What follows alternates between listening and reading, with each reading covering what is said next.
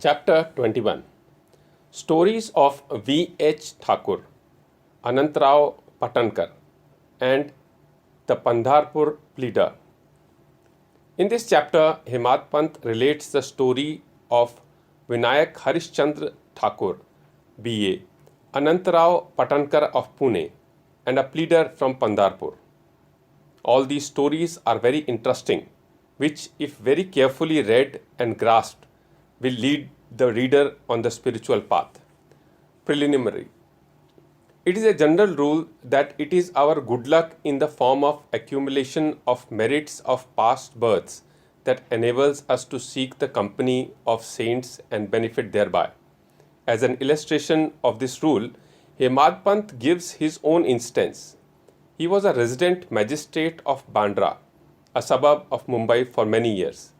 A famous Mohammedan saint named Pir Maulana was living there, and many Hindus, Parsis, and many others who followed different religions used to go to him and take his darshan.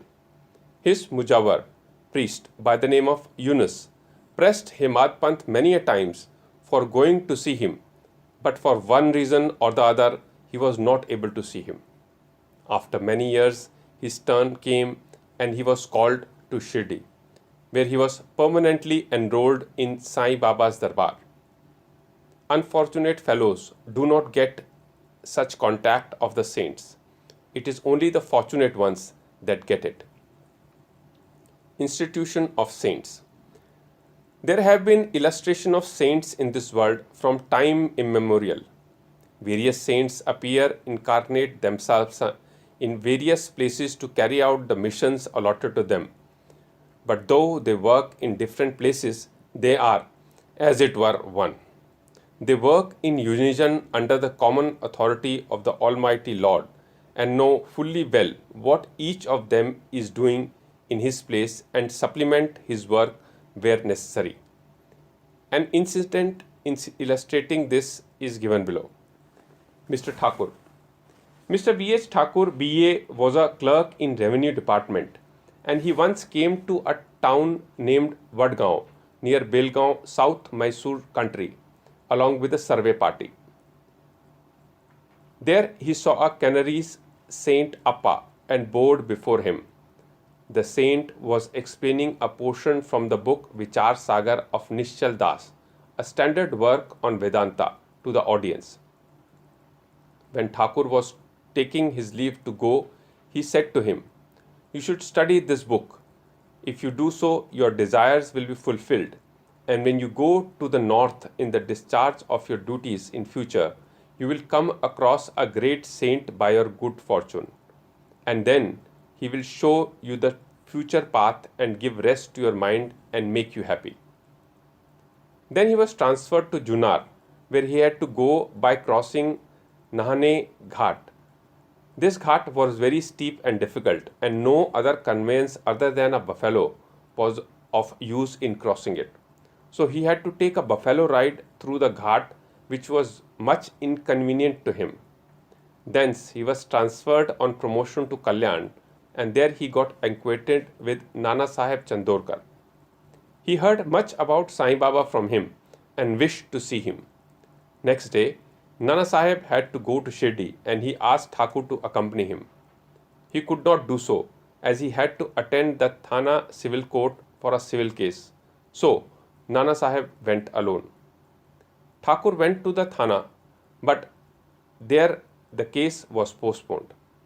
Then he repented for not accompanying Nana Sahib. Still, he left for Shirdi, and when he reached there, he found that Nana Sahib had left the place the previous day. Some of his other friends whom he met there took him to Baba. He saw Baba, fell at his feet, and was overjoyed. His eyes were full of tears and his hair stood on end. Then, after a while, the omniscient Baba said to him, "The path of this place is not as easy as the teachings of the Canaris Sant Appa, or even as the buffalo ride in the Nahane Ghat. In this spiritual path, you have to put in your best exertion. It is very difficult." When Thakur heard these significant words, which only he knew, He was overwhelmed with joy. He came to know that the word of the Canary's Sant had come true. Then, joining both hands and placing his head on Baba's feet, he prayed that he should be accepted and blessed. Then Baba said, "What Appa told you was all right, but these things have to be practiced and lived. Mere reading won't do. You have to think and carry out what you read, otherwise, it is of no use. Mere book reading without the grace of Guru and self realization is of no avail." The theoretical portion was read from the work Vichar Sagar by Thakur, but the practical way was shown to him at Shirdi. Another story given below will bring out this truth more forcibly. Anantrao Patankar. One gentleman from Pune by the name Anantrao Patankar wished to see Baba. He came to Shirdi and took Baba's darshan. His eyes were satisfied and he was much pleased. He fell at Baba's feet and after performing proper worship said to Baba, "I have read a lot, studied Vedas, Vedantas and Upanishads and heard all the Puranas, but still I have not got any peace of mind. So I think all my reading was useless. Simple, ignorant, devout persons are better than myself. Unless the mind becomes calm, book reading is of no avail. I have heard from many people that you easily give peace of mind to so many people by your mere glance and potent word. So I have come here. Please take pity on me and bless me." Then Baba told him a parable, which was as follows. Parable of 9 balls of stool, Nava Vidha Bhakti. Once a merchant came here. Before him a mare passed her stool, 9 balls of stool. The merchant, intent on his quest, spread the end of his dhotar and gathered all the 9 balls in it, and thus he got concentration, peace of mind. Mr. Patankar could not make out the meaning of this story, so he asked Ganesh Damodar alias Dada Kelkar, "What does Baba mean by this?" He replied, "I too do not know all that Baba says and means, but at his inspiration I say what I come to know. The mare is God's grace and the 9 balls excreted are the 9 forms or types of bhakti, viz.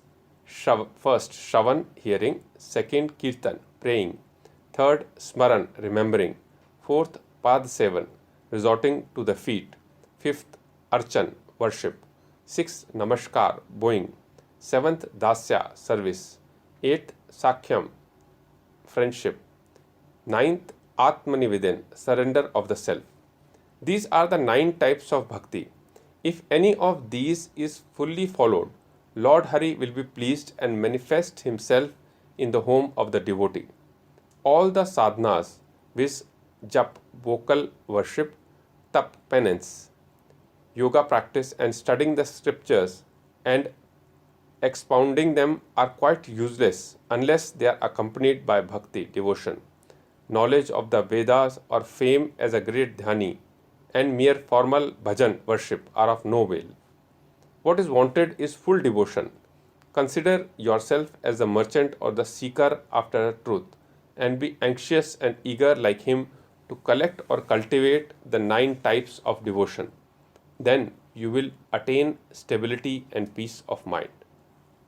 Next day, when Patankar went to Baba for salutation, he was asked whether he collected the 9 balls of stool. Then he said that he, being a poor fellow, should first be graced by Baba and he would be able to collect them. Then Baba blessed and comforted him, saying that he would attain peace and welfare. After hearing this, Patankar became overjoyed and happy. The Pandharpur Pleader. We shall close this chapter with a short story showing Baba's omniscience and his using it for correcting people and setting them on the right path.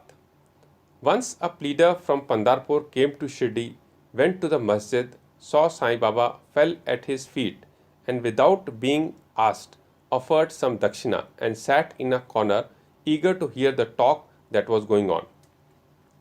Then Baba turned his face towards him and said, "How cunning the people are! They fall at the feet, offer dakshina, but abuse behind me. Is it not amazing?" This cap remark fitted the pleader, and he had to wear it. Take it. None understood the remark. The pleader grasped it but kept silent. When he returned to the Vada, the pleader said to Kaka Sahib Dikshit, "What Baba remarked was perfectly right. The dart remark was aimed at me. It was a hint to me that I should not indulge in revealing or scandalizing others, calling names. When the sub-judge or Munsif of Pandharpur, Mr. Nulkar, came and stayed here for the improvement of his health, a discussion about this matter was going on in the bar room at Pandharpur. It was said or discussed that whether the ailments from which the sub-judge suffered were ever likely to be got rid of without medicines by mere going after Sai Baba, and whether it was proper for such an educated man like the sub-judge to take recourse to such methods. The sub-judge was taken to task, that is, he was criticized, and also Sai Baba. I also took part in this affair, and now Sai Baba showed the impropriety of my conduct. This is not a rebuke to me, but a favor, a lesson, that I should not indulge in any scandal or slander of others and not interfere unnecessarily in others' affairs. Shirdi is about 50 kos. One kos is equal to 3 miles is equal to 4.8 kilometers from Pandharpur. Still, Baba by his omniscience knew what transpired there in the bar room.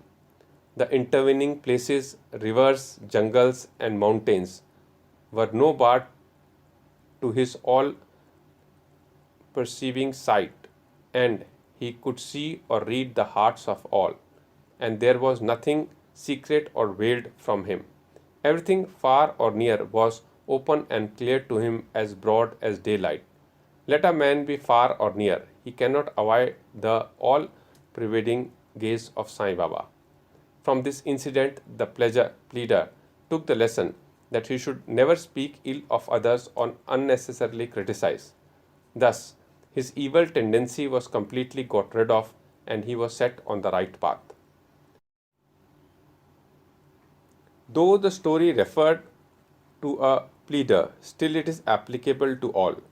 All should therefore take this lesson to hear and benefit thereby. Sai Baba's greatness was unfathomable. So are his wonderful leelas. His life is also such, for he is Parabrahma, Almighty God incarnate. Bow to Shri Sai, peace be to all.